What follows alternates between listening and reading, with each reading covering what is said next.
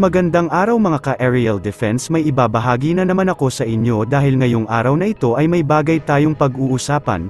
Mga kaalyansang bansa ng Pilipinas nagbigay na ng suporta, pero bago tayo magpatuloy wag mo muna kalimutan mag-like, share, and subscribe. Paki-follow at like muna ng aming page na nasa description na ang link. Ang Estados Unidos ay nakatindig sa panig ng Pilipinas sa insidente ng banggaan sa pagitan ng mga sasakyang pandagat ng Pilipinas at China, sa Ayungin Shoal sa West Philippine Sea na naganap noong Linggo ika-22 ng Oktubre, naninindigan ang United States kasama ng ating mga kaalyado sa Pilipinas sa harap ng People's Republic of China Coast Guard at mga mapanganib at labag sa batas na aksyon ng Maritime Militia, na humahadlang sa isang misyon ng muling pagsuplay ng Pilipinas noong ika-22 ng Oktubre sa 2nd Thomas o Ayungin Shoal sa South China Sea, sinabi ng Office of the Spokesperson ng US State Department sa isang pahayag. Sinabi ng US na nilabag ng China ang internasyonal na batas sa pamamagitan ng pakikialam sa kalayaan ng mga barko ng Pilipinas sa malayang karagatan na West Philippine Sea. Sinabi rin ito na inilagay ng China sa panganib ang kaligtasan ng mga Filipino crew na nakasakay dahil nahadlangan din ng huli ang resupply mission na ginagawa ng mga barko noong panahong iyon. Ito ay matapos ang isang Chinese Coast Guard at isang Chinese militia vessel na nagsagawa ng mga mapanganib na maniobra sa tubig na inaangkin ng China, na naging sanhi ng banggaan ng mga barko ng magkabilang panig.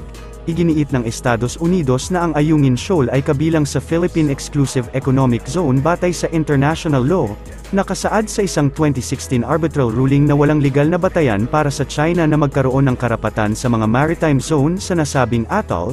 Dagdag ng US, ang hindi ligtas na mga maniobra noong ika-22 ng Oktubre at ang water cannon ng People's Republican of China o PRC sa isang barko ng Pilipinas noong ika-5 ng Agosto, ay ang pinakabagong mga halimbawa ng mga provocative na hakbang ng PRC sa South China Sea, upang ipatupad ang malawak at labag sa batas nitong maritime claims, na sumasalamin sa pagwawalang bahala sa ibang mga estado na legal na nag-ooperate sa ang rehiyon.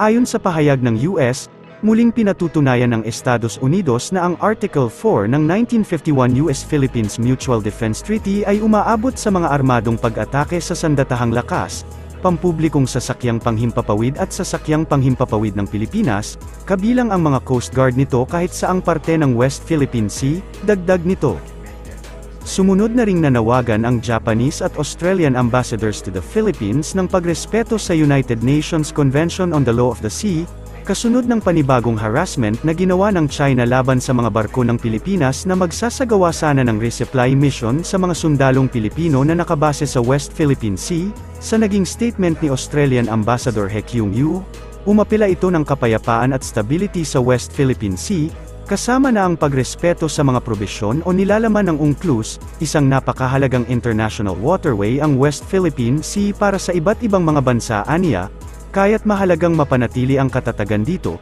Sa panig naman ni Japanese Ambassador Kazuhiko Koshikawa, sinabi niyang nakakaalarma ang nangyaring insidente, at labis na tinututulan ng Japan ang anumang pagtatangka na baguhin ang status quo sa pamamagitan ng force or coercion.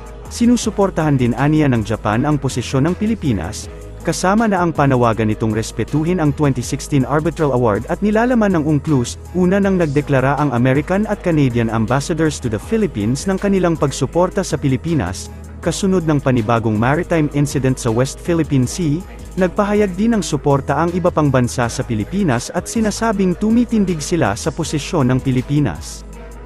Nagpasalamat naman ang Department of National Defense sa iba't ibang mga bansang nagpahayag ng pagsuporta sa ating bansa, matapos ang pinakahuling insidente ng panghaharas ng China sa tropa ng militar ng Pilipinas sa West Philippine Sea.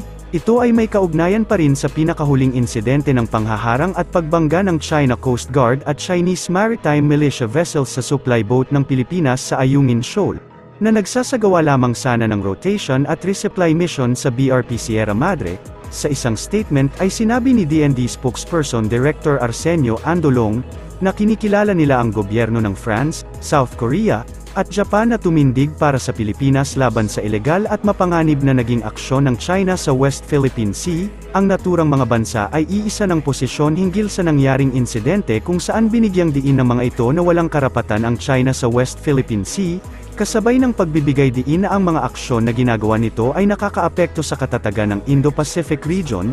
Matatandaan, Bukod dito ay nagpahayag din ng suporta sa Pilipinas ang Estados Unidos, Australia, Canada, at iba pa. Tiniyak naman ni Pangulong Ferdinand Marcos Jr., na patuloy ang isinasagawang pagsusumikap ng gobyerno para sa modernisasyon ng Armed Forces of the Philippines. Ito ang kanyang binigyang diin sa ginanap na AFP Council of Sergeants Major sa Malacanang, kung saan iginiit ng Pangulo ang kahalagahan ng pagpapanatili ng depensa ng Estado, soberanya, at patrimony ng ating bansa. This is where you Sergeants Major come into the picture. As the most senior, most experienced, most seasoned amongst our enlisted personnel, you help in implementing the plans and strategies that we are enforcing on the ground. Continue to show them your selfless and dedicated service to the nation that enabled you to reach the positions that you occupy today. I am confident that our Sergeants Major will continue to learn new skills, acquire more knowledge, and enhance their competence to fully realize the armed forces' objectives. Rest assured that we will remain steadfast in transforming and modernizing the AFP into a world-class force that is respected by its counterparts and is a source of national pride. Keep up the good work. Know that this administration and the entire country is behind you as you fulfill your duties to the nation. Ayon sa Pangulo, nananatiling matatag ang gobyerno para sa layunin nitong pagsasagawa ng transforming at modernizing sa sandatahang lakas ng Pilipinas para gawin itong isang world-class force, na iginagalang at nirerespeto ng mga counterpart nito na maipagmamalaki ng ating bansa. Aniya, patuloy na isusulong ng administrasyon ang mga programa at patakaran na magsusulong sa kapakanan ng bawat miyembro ng kasundaluhan at kanilang mga pamilya. Kasabay nito ay sinabi ni Pangulong Marcos Jr., na asahan ang kanyang magiging buong suporta sa AFP upang matiyak na madali itong makaka-adapt at makapaghanda sa anumang contingency na kinakailangan. Para sa mas madaming update tungkol sa ating defense, abangan lamang ang aking mga bagong video. Para naman sa mga gusto magpa-shoutout, mag-comment lamang po at share, paki-follow at like muna ng aming page na nasa description na ang link. Pwede ka ring manalo ng pera or load dito kapag ikaw ay naging top fan nito at napili. Huwag mo na rin kalimutan mag-like, share, and subscribe. Pindutin mo na rin ang bell para updated kayo sa aking mga video. Maraming salamat po.